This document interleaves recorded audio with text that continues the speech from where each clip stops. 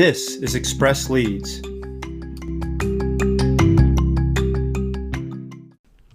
Hello, and welcome to another episode of Express Leads. My name is Paul Brady, and I'm your host. And today, we are going to be talking about how to create your own podcast. Interestingly enough, creating your own podcast is something, and I don't necessarily say a podcast, I just say getting content out there. It's a great way to engage with potential clients and also keep an audience that you already have engaged with you. So having a YouTube channel where you do videos on a regular basis, having a podcast where you drop a podcast every week or on a regular schedule. These are things that engage and keep people going. So let's jump right into it. And I'm going to keep this super simple because I want this to be something that anyone can do. It's really not difficult at all. And I think that people sometimes make things more difficult than they are. So let's break it down into a few pieces. So the first thing you probably need is to address some hardware. So you need to have a good quality mic, perhaps headphones that allow you to monitor or maybe help you concentrate if you're in a situation where maybe you have some noise in your area. So something that you could kind of noise canceling, keep people out. Once you have that stuff, you also want, I'm assuming anyways, you have some sort of a computer or an iPad or a tablet, something that will allow you to record. Computers are a great place to record and work and create, do the work and create podcasts. So PC, Mac, the latest version on the Windows probably in the PC, and whatever version you have on the Mac is probably fine above 10 point. I think it's on 10.14 is Mojave is what I have, but there's Catalina and there's newer ones than that. So just nothing crazy, just something you can get by. And if you can't afford something expensive, you don't need a Mac. You can literally get a pretty cheap computer PC these days with Windows. So I'd suggest that. So once you have a nice mic, and I use a Blue Yeti, so I'd recommend a Blue Yeti. But for those people that are budget conscious and you don't want to spend as much money as it might take to get a Blue Yeti. I forget what I paid. I think it was a little over $100, might have been $149. But you can get mics out there for $30 that I would obviously be careful and do a lot of study of the comments in Amazon when you're shopping for one, because the user comments are very valuable in that respect, and you can reach out to some of them and even chat. Get something that is a good quality, because that's going to be important for your podcast. Like I said, I use a Blue Yeti, but there are others you can get. Headphones, just something that you can listen to that will, especially important if you're doing interviews. You don't want feedback when you're talking back and forth between two people. So if you have the output going into headphones and the input in the mic, you should be good to go. Software and hosting is even better. So free is good, right? Everyone likes free. So software and hosting, you can get Audacity. So that's and I'll have links for all these tools in the description of my podcast. I do that in every podcast where I describe tools. Audacity is free. You can get it for Windows or you can get it for the Mac.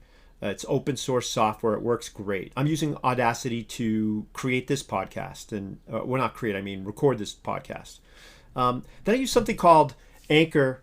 .fm, and Anchor is a hosting platform that is free, and not only is it free, but it allows you to create just with a touch of a button after you upload an MP3. It allows you to create a distribution strategy and sends your podcast out to places like Apple, iTunes, Spotify, Google Podcasts, Breaker, a bunch of other ones. I think you get about 6 or 7 altogether.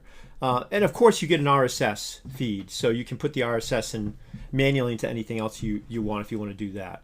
But Audacity's free, and it's really easy to use. You just click record and you talk. And if you don't like what you see, or if you make a mistake, you can select a part of the waveform that you see when you're recording and delete it. And so super easy to edit with. And Anchor is just really easy to work with as well. You're just basically uploading that MP3 you created from Audacity, and you've got yourself a podcast. So there are a few other things. We'll get to that in a minute, but let's talk about another important piece before we get into the details there. What about topics? Podcast topics are make or break, right? So you want to talk about the simplest strategy is you really want to talk about things you know. And so think of it as like talking shop or teaching.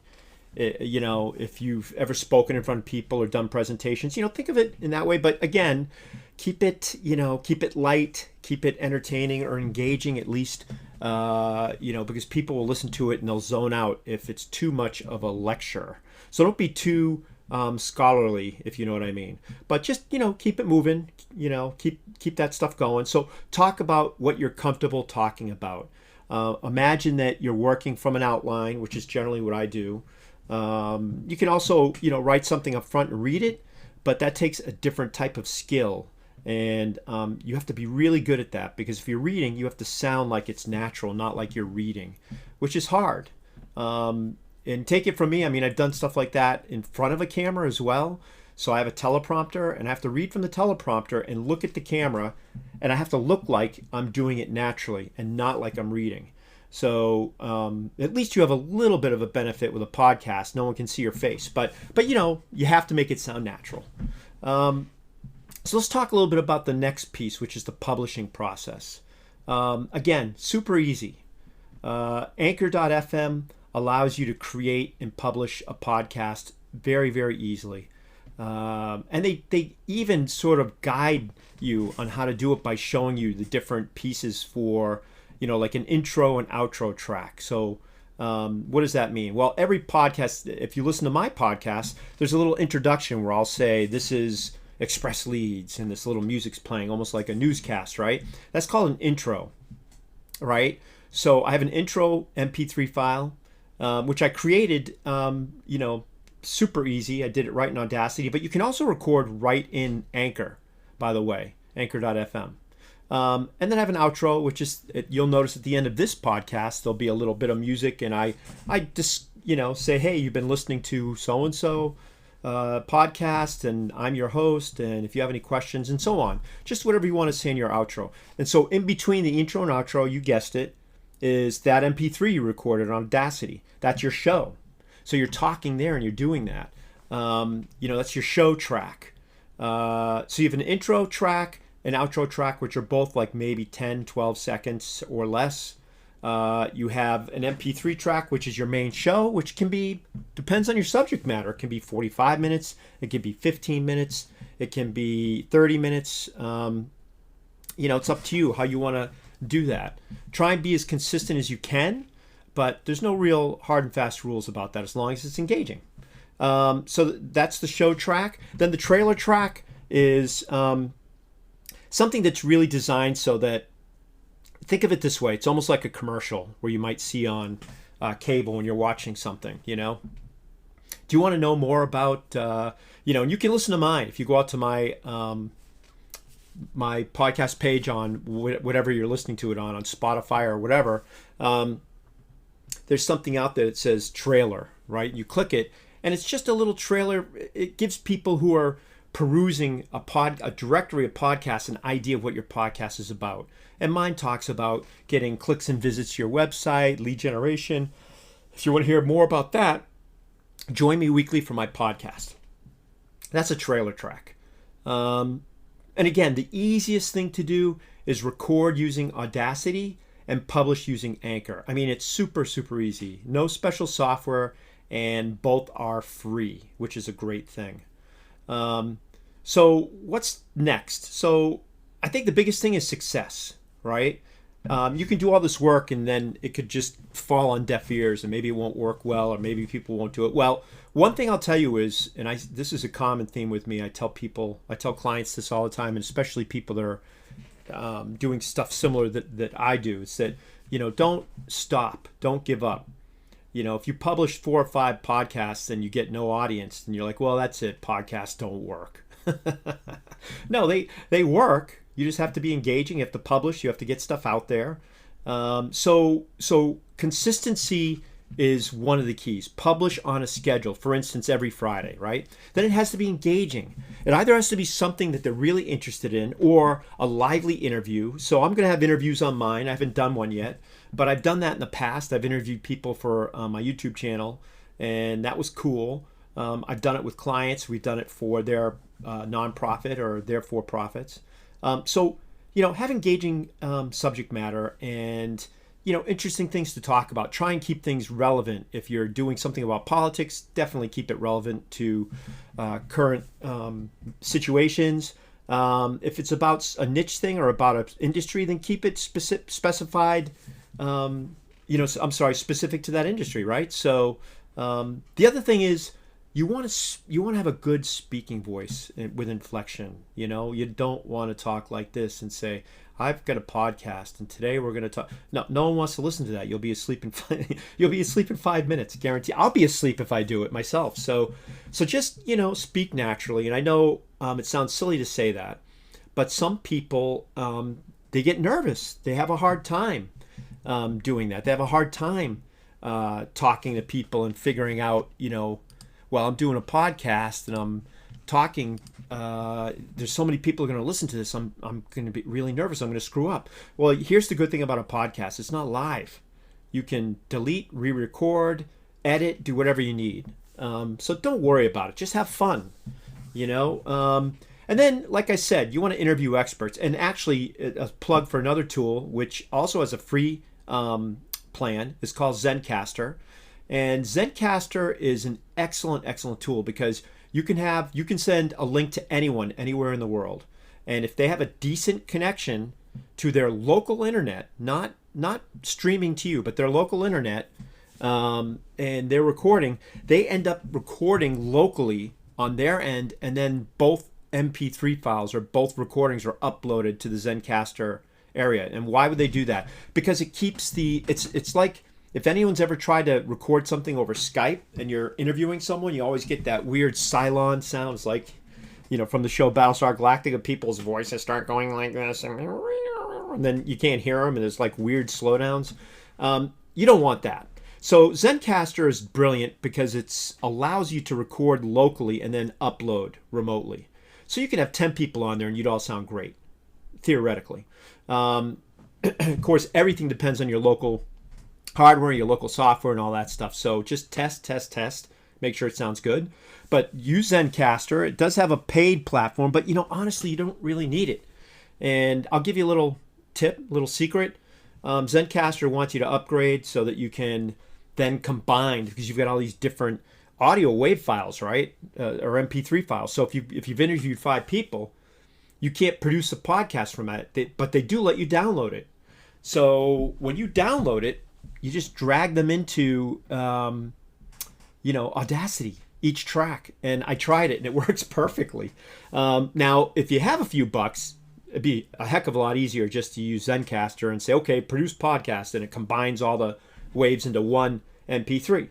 That's obviously easier. So if you don't mind spending a few bucks, and I think it's like $10 a month or $20 a month, it's probably worth it. But, again, I want to make it easy and as cheap as possible. So you could definitely download these individual tracks and just drag and drop right into Audacity, and it works great. So, and then once you have someone on there, interview experts in fields that are related to your niche, things that are related to your products or services, and talk about that. Or even if you're a consultant like I am, maybe even bring people in to do an audit live. Like for instance, I do lead generation, obviously, express leads. I do lead generation or business development. And, I could definitely interview any number of different clients live on the air, so to speak, by using Zencastr. and talk to them and say, okay, let's walk through your business. And I just do what I do for every client. I interview them, I do an intake, I talk about what their needs are, I talk about what they're doing, and then we look at things like, if you're a local brick and mortar business, then Google My Business and local SEO would work great for you. If you're a national business, you may want to do, and by the way, for a local business, they may want to do a combination of Google My Business as well as some Google advertising or, mailing campaigns if they have a large. That's the other thing. They may already have a large email list, and so you can leverage that and monetize it, right? So, so interview people so that and keep in mind your listeners, right? You two may love it, but your listeners might hate it if it's something where you're talking about the intricacies of widget E into widget F and how it makes this really complex machine work. People may not care about that.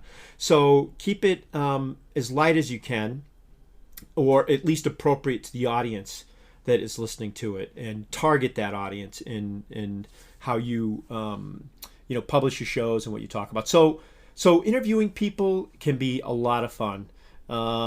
Interviewing is a great opportunity too to talk more about your strengths, and it's a win-win, right? It's a win-win for both you and the person you're interviewing because you both get exposure. So for instance, if you're on a show that gets 100,000 downloads a month and they interview you, that's a lot of exposure. That's a ton of exposure. So anyway, just a quick, podcast today, but I just wanted to go through this thing. So to summarize, number one, you want to get hardware. You want a quality mic and headphones. Number two, you want the right software and the right hosting platform. So Audacity is free software. Anchor.fm is free hosting, as well as distribution to at least 5 or 6 different podcasting hosting platforms. So iTunes, Spotify, Radio Public, a bunch of things, right? Google Podcasts. Number three, pick the right topics. Talk about what you know. Number 4, the publishing process.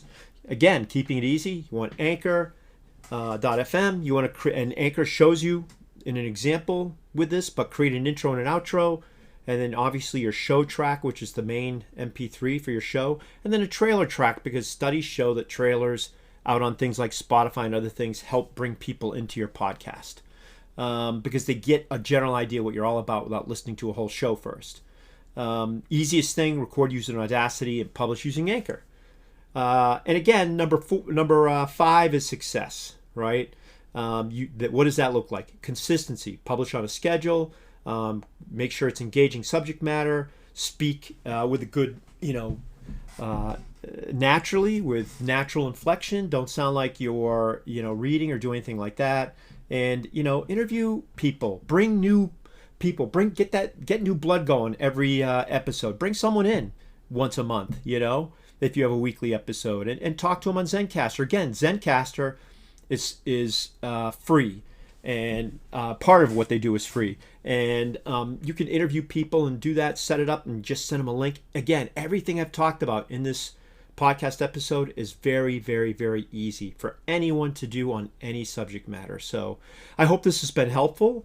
Again, I will have all the links to all the tools I talked about in this podcast will be listed in the description of the podcast hosting. So whether you're on Spotify or Radio Public or something like that, or Google Podcasts, the only exception for some odd reason is Anchor.fm, which is also considered a hosting platform, does not accept links, HTML links, which seems weird, but everywhere else that it helps you distribute to does. So Apple, Spotify, everyone else. So if you do use Anchor, which I recommend, just make sure that when you share links with people, don't share the Anchor link necessarily. Share like the Spotify link or something where people can get links to things in your description if you want. Okay, so. Thanks so much for listening. And if you have any questions, again, feel free to reach out. Thank you.